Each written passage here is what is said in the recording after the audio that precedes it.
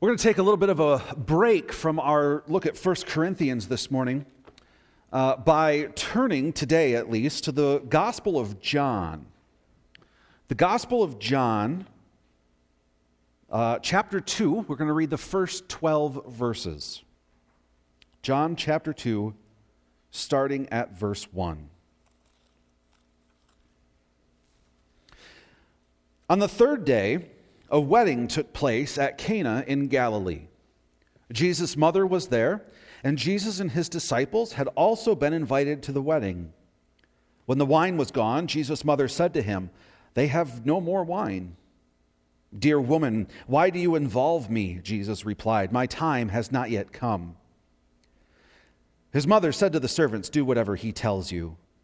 Nearby stood 6 stone water jars, the kind used by the Jews for ceremonial washing, each holding from 20 to 30 gallons. Jesus said to the servants, "Fill the jars with water," so they filled them to the brim. Then he told them, Now draw some out and take it to the master of the banquet." They did so, and the master of the banquet tasted the water that had been turned into wine. He did not realize where it had come from, though the servants who had drawn the water knew. Then he called the bridegroom aside and said, "Everyone brings out the choice wine first, and then the cheaper wine after the guests have had too much to drink. But you have saved the best till now." This, the first of his miraculous signs, Jesus performed at Cana in Galilee. He thus revealed his glory, and his disciples put their faith in him.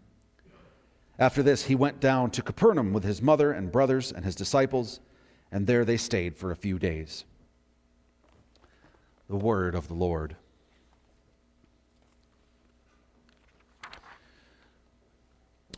Now, as we've mentioned a couple times already this morning, today is the first Sunday of Lent. Lent is this 6-week-ish long period between Ash Wednesday and Easter that has long been used to draw focus on Jesus, specifically on his sacrifice of the cross and his resurrection from the dead. In popular culture, Lent is associated with things like fasting and abstaining from coffee or technology or whatever else you choose. And this is done as a way to cut through the busyness of normal life and focus more on Jesus.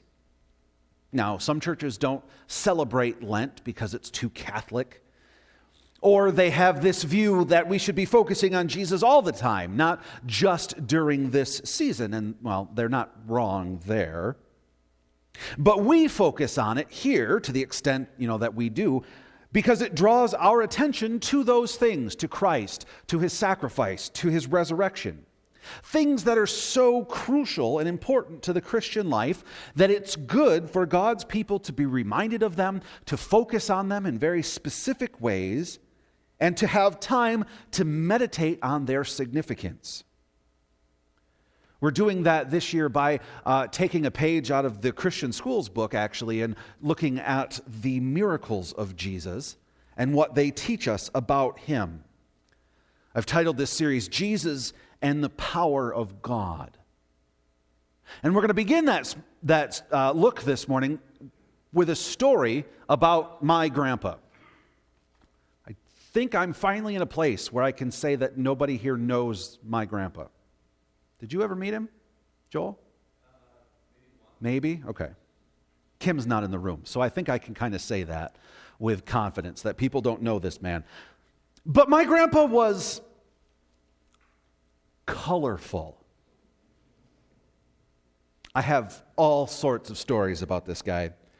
But this one involves, as you can probably tell, his love of peppermints. Specifically, those peppermints that are only about as big as a dime, and they're maybe like half an inch thick or so, and they taste like chalk. You know which ones I'm talking about? I think Bob puts them out at the funeral home, maybe. But there's this, they come in white and pink and brown. Yeah? You know what I'm getting at? Grandpa he loved the white ones. I didn't care for them. I still don't care for them. I like the chocolate ones better. But Grandpa would offer me one of these white peppermints. And I'd say, okay, Grandpa, come on, pick up on this now. I don't particularly like these. And so he would say, oh yeah, okay. And he would take the white peppermint and he'd put it in his hand and he'd go like this. And he'd smush them together. He'd smush his hands together. And then he'd hand me the peppermint back and it was chocolate. And I thought my grandpa was magical. Because as hard as I tried to squish the peppermint from white into chocolate, I could never do it. I tried all sorts of times. I could never do it. So Grandpa must have been magical. Now, it took me far too long to figure out what was going on here. Because somehow I never noticed that as I was eating my chocolate peppermint, Grandpa somehow had a white one in his mouth. And it took me way too long to figure out that he actually had two peppermints the whole time. And that he had palmed one or the other based on what part of this trick that he was doing. So sure enough, at the end of the day, my grandpa was as human as the rest of us. And he cannot, in fact, change one thing into another with some sort of power like that. None of us can do that, frankly, because that is a limit that has been put on us as human beings. We can make it look as if we're doing this, but it's a sleight of hand, or it's trickery of some other way. We don't really have that ability. God, on the other hand, is not limited by this physical world. The miracle that Jesus performs in John chapter 2 that we just read shows that. So we're going to start here this morning, and we're going to look together at this miracle and see what it tells us about our Savior. Now, John sets the stage for this miracle almost right off the bat. There is a wedding in Cana, and Mary, Jesus, and Jesus' disciples were all there. And that makes perfect sense in all senses of the word. Because weddings at this point in history were community social events. Everyone from all over was invited, and being that Cana is not that far away from Nazareth, where Jesus was at the end of John 1, Jesus, his mother Mary, and all the disciples attend this wedding. Now, the wedding that they went to probably looks a little bit different than what we might picture when we picture a wedding. We tend to only invite a select group of family and friends, at least to the reception. They invited the entire community. Our receptions tend to only last for a couple of hours on the night following the ceremony. Theirs was a week-long party most of the time. This was an event with a capital E. It was a big deal. There was food and drink and music and fellowship. It truly was a community celebration. And that's what our story opens up on. And we are not told how long into this celebration we are by the time John starts to tell his story, but we do know that at some point before the end of that week-long festivity, they run out of wine. Big deal, right? Who cares? Well, for them, it was a really big deal. Now, there's a couple of issues going on here already at this point in the story.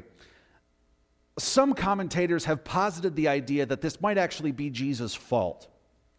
That because the party was so big and so long, the guests were often expected to help defray the costs of some of the food and drink. They were going to take some stuff with them, almost potluck style. Jesus, bringing his mom and these 12 other guys with him, would have certainly put a strain on the caterers. And it doesn't really sound like they took anything with them to make up for that. So it may be that this is partially Jesus' fault. We're not sure. What we are sure of, though, is that running out of wine at any point in the festivity would have been embarrassing. It would have shown the groom to be incapable of living up to what was expected of him, and it would have been a social misstep to the point that he would forever be cast in a bad light and damage his reputation in the community. But those are kind of nitpicky a little bit at this point in the story. Where we are in verse 3, the point is that they were out of wine and it was a problem. Something needed to be done. So Mary then takes matters into her own hands. She goes straight up to Jesus and says, hey, they're out of wine. Why does she do that? Well, If it is Jesus' fault, she might be going and gently reminding him of his social obligation. But more than likely, Mary has a very clear picture of who Jesus is. This goes all the way back to when Gabriel pops into existence before her and says, hey, you're going to give birth to the Son of God.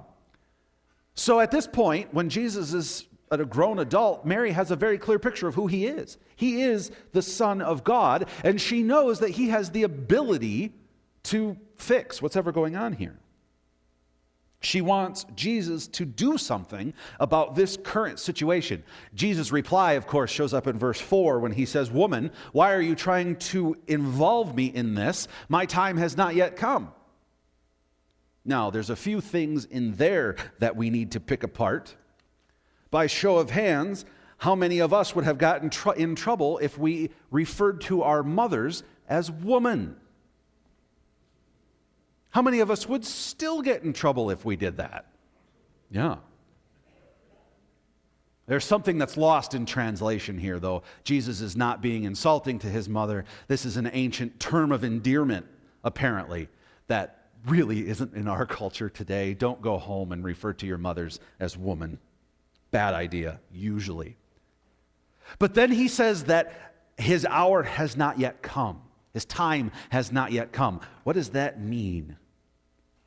John will use that phrase many times throughout his gospel. And when he uses it, most of the time he associates it with the time of Jesus' death and resurrection. And so in that context, then Jesus is correct. It's not time for that yet. That shows up later in this gospel. However, John will also use it a handful of times to refer to the redemptive ministry of Jesus that culminates in the cross. And that's what we've got beginning here. John tells us that this is the first miracle that Jesus performs. It's kind of Jesus' entry onto the stage. It's the beginning of that ministry. Jesus' reply also has kind of a nod to his Father's involvement in all of this as well. He'll make several references throughout his ministry to the fact that his mission and all the details of it are under the control of his Father.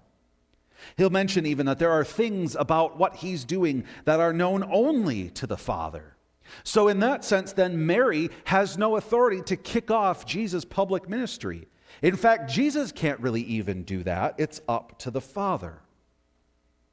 So all of that said then, at the end of verse 4, we are left with two ways that this can go. First is that the party can be left as it is. There can be a shortage of wine. The party will be over. The groom will be forever embarrassed, and his reputation will be unrecoverable. Or, two, Jesus can intervene and fix the situation, essentially kicking off his time and the beginning of his redemptive ministry. And because we already read the 12 verses that make up this story, we know what option he goes with. Jesus goes with that second option. He fixes the situation, and he starts his ministry in public as the Son of God. Now, we can't for sure say what Jesus' motivation was behind all of this. He might be making up for the fact that he brought an extra 13 people to this party with him and possibly caused the wine shortage, although then we have to ask ourselves if Jesus and his disciples and Mary would have drank enough wine to make the party run out. But it could also be that Jesus is simply just showing compassion on this groom. I mean, this guy was about to be terribly embarrassed and endure lasting public shame. It really seems that Jesus doesn't want that for him. But either way, the miracle happens, and Jesus fixes the situation. He tells the servants to take the 6 jars of water that are standing up against the wall and fill them with water, which they do, up to the brim. He then tells them to draw out some of the water and to take it to the master of the banquet, which again they do. At which point he tastes the water and finds that it has been turned into wine. Now, some commentators like to draw parallels between this story and other stories of the day. The Greek god Dionysus was the god of wine, and so it's possible that if, in any other context, if they ran out of wine, they might run and do a quick sacrifice to Dionysus and hope for some to appear. In that sense, then, Jesus is kind of showing his power as the Son of God over the gods of the day. Some will also see a sort of slight to Judaism here. The stone jars held the water that was used for the ritual purification required by Jewish law. And by Jesus taking that water and turning it into wine, it means that it wasn't available for those washing rituals anymore. So maybe Jesus is making a statement about what he's doing over the requirements of the law, but we don't know for sure because John doesn't tell us. In fact, John doesn't seem concerned with any of the details of this story other than that it happened. John answers none of the questions of how. There's no mention of Jesus praying or touching anything or saying anything specific. He simply told the servants to draw water out of the jars, and it turned out that when they did that, it was wine. John doesn't seem to care, really, beyond the fact that this was something that happened. We get the idea, then, that John only cares about the fact that Jesus, with the power of God, can, in fact, turn water into wine, showing that Jesus has power over the physical world. Nobody else could do what he did. I mean, they could maybe put some powder into the water to make it look like wine, or they could maybe do some sort of sleight of hand and have trade the water out for wine. But just like my grandpa couldn't actually change the flavor of the peppermints, humans can't turn water into wine simply by declaring it to be so. But Jesus can. In fact, Jesus does this so well that it results in the best wine at the party. In verse 10, the master of the banquet, the guy that we would probably call the master of ceremonies, comments to the groom with some surprise in his voice that he had saved the best wine up until that point. Now, I don't think this is a comment on party practice where you'd pull out the cheap wine when nobody can tell the difference anymore. But it's more of a comment about the perfection of what Jesus did. Not only did he turn water into wine, he turned water into the best wine. And the groom's reputation, along with the week-long party itself, is saved. And that's a pretty cool story. And that's all well and good. But really, what difference does that make to us today? Their party got to go on. They had the best wine ever. And I would imagine that the groom, instead of having a reputation of not being able to provide, now had a reputation of serving some amazing wine. But what difference does that make to us? That Jesus can turn water into wine? Well, it tells us two things. It tells us something about the power of God, and it gives us insight into the character of Jesus. Let's look at the power of God first. It makes sense that Jesus would have this kind of power available to him. It would be at his disposal, being, 1/3 of the Trinity and just as much God as the Father and the Spirit are God. And it would also make sense that that power that Jesus had would be able to manipulate the physical world. If we go back to the beginning of John in chapter 1, in verse 3 we read that through him, that's Jesus, through him all things were made, and without him nothing was made that has been made. So it makes sense then that Jesus could use the power given to him as God to change things about the physical world around him. You'll notice, of course, that he has a purpose for doing so. And it's not to show off or to get some sort of glory for himself. In fact, Paul will write in Philippians chapter 2 that Jesus doesn't use the power that he has to his own advantage. Jesus uses this power for somebody else, which tells us, of course, even the fact that he just has that power, tells us that he isn't a normal human being.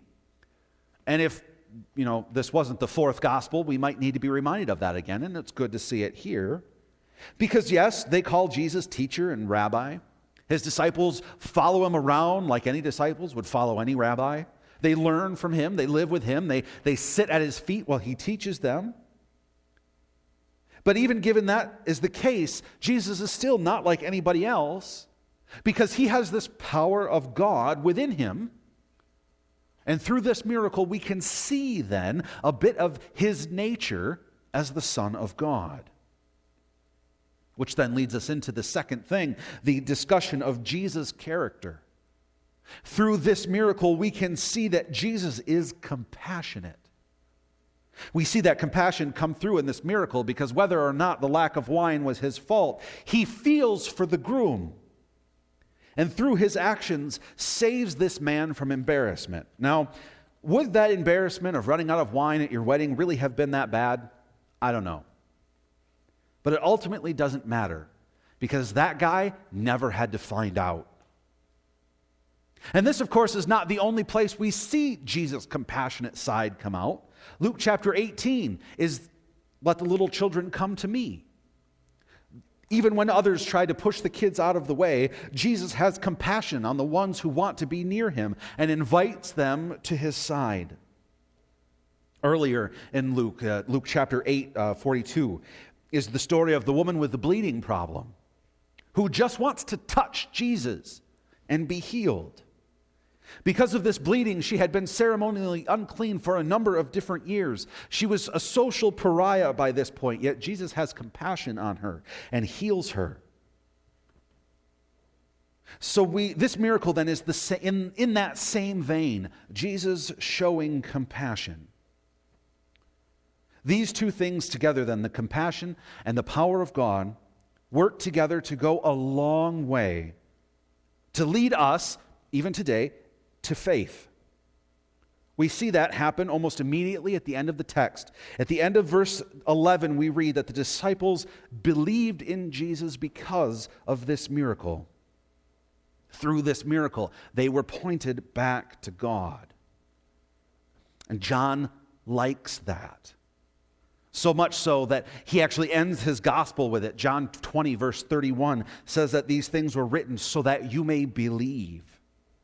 This story goes a long way to showing who Jesus is, to point the way to a saving faith in him, to show him as both powerful and compassionate. This story casts him into the role as the caring Son of God, who within him has the love and power of God that he can use then for the good of others. And nowhere do we see that more clearly than at the culmination of Jesus' ministry as he dies on the cross, being the perfect sacrifice for our sins. That sacrifice only works because of God's power and compassion, working in conjunction with one another as a display of pure love for his people. Our story this morning shows God's power over the physical world. God came in the person of Jesus Christ right down here into the mess with us and did so for our benefit. I brought up Philippians 2 a minute ago. Philippians 2, starting in verse 6, says that Jesus, who, being in the very nature God, did not consider equality with God something to be used to his own advantage. Rather, he made himself nothing by taking the very nature of a servant, being made in human likeness. And being found in appearance as a man, he humbled himself by becoming obedient to death, even death on a cross. And I love the way that the NIV has chosen to translate that beginning, that the power of God was not something to be used for his own advantage. Jesus didn't use the power at his disposal to save his own life. He used it to save ours.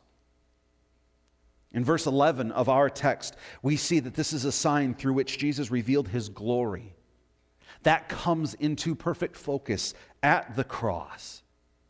And that's what we're going to see as we walk through these miracles throughout this series. We're going to see Jesus come into focus as we get closer and closer to the culmination of his glory. And then we can finally celebrate that God didn't leave Jesus in the grave, but raised him back to life in a true show of power and love and compassion. Amen.